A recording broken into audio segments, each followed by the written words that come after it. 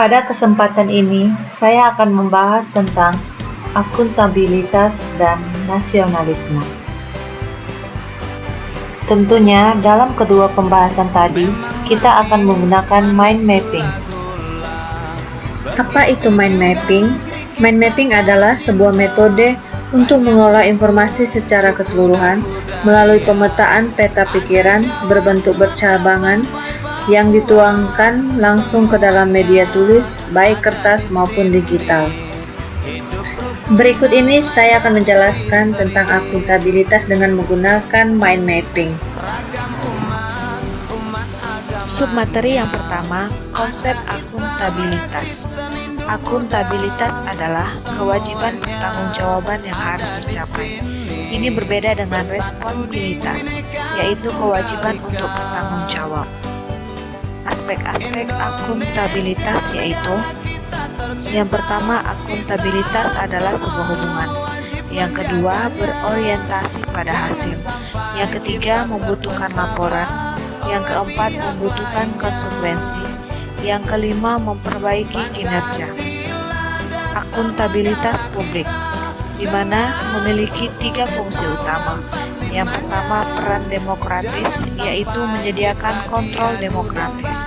Yang kedua, peran konstitusional, yaitu mencegah korupsi. Yang ketiga, peran belajar, yaitu meningkatkan efisiensi dan efektivitas.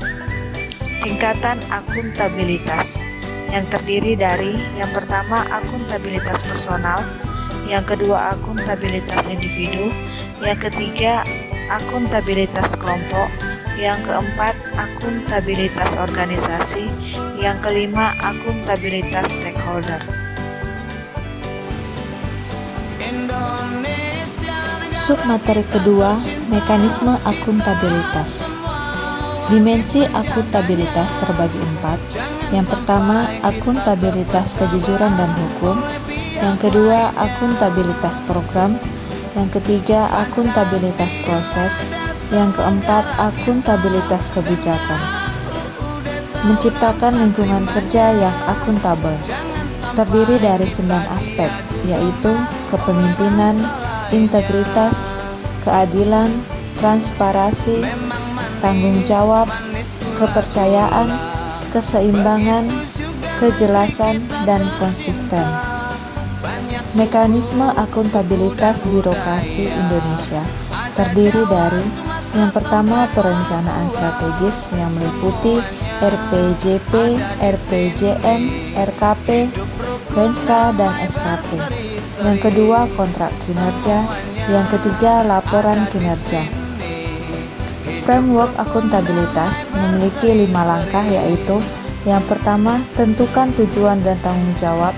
Yang kedua, rencanakan apa yang akan dilakukan untuk mencapai tujuan.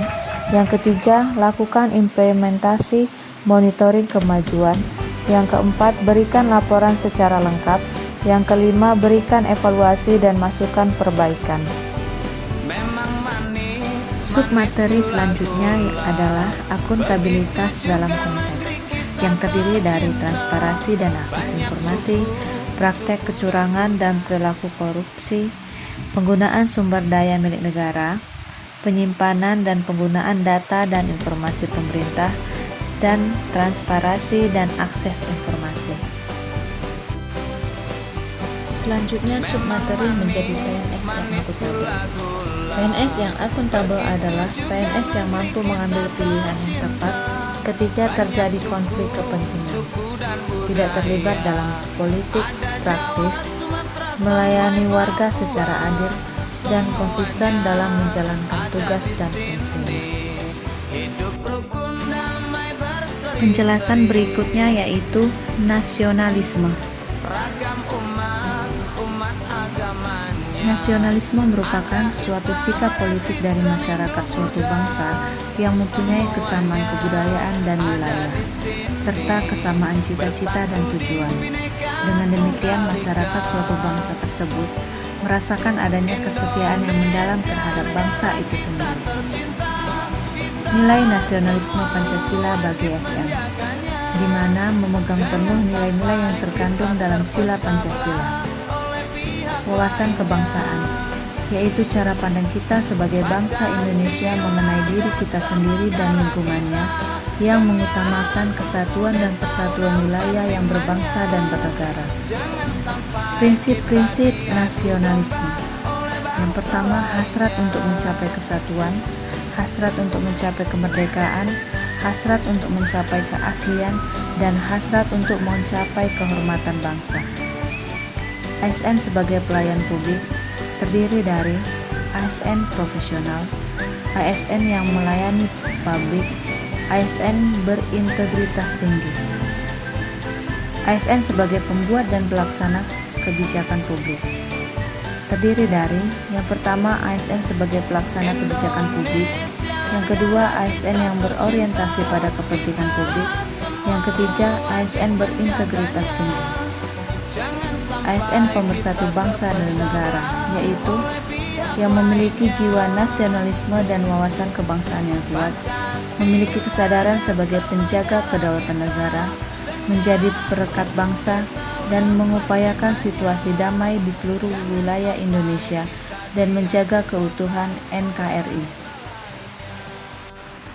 Sekian dari saya, terima kasih.